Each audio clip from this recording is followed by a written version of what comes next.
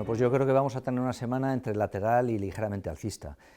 Vamos a tomar como referencias principales la resaca de la reunión de banqueros centrales en Jackson Hole durante el fin de semana.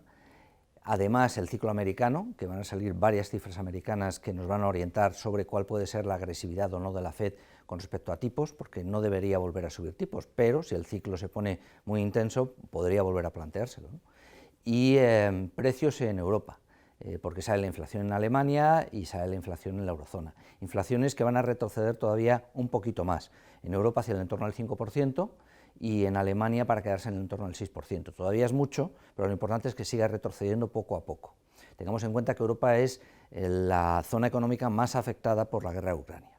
Muy bien, pues síntesis de esto.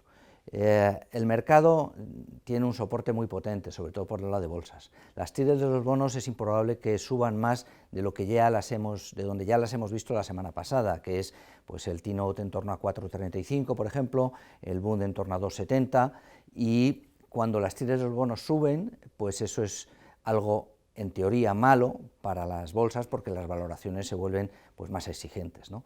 En la medida que las tiras de los bonos vayan remitiendo un poquito y se queden ahí más o menos estabilizadas, que es lo que yo creo que va a pasar, el valor de las bolsas se va a poner más de manifiesto.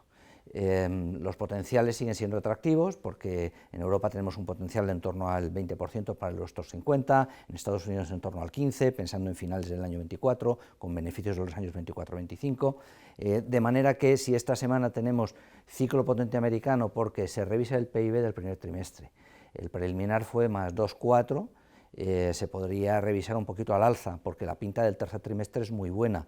La Fed de Atlanta, que suele hacer un seguimiento de cuál puede ser el PIB del siguiente trimestre, es decir, el tercer trimestre, que todavía no hay datos y falta tiempo para ello, porque saldrá a mediados de octubre, pues estima que puede ser superior al 5%. Por lo tanto, la economía americana es muy probable que vaya acelerando.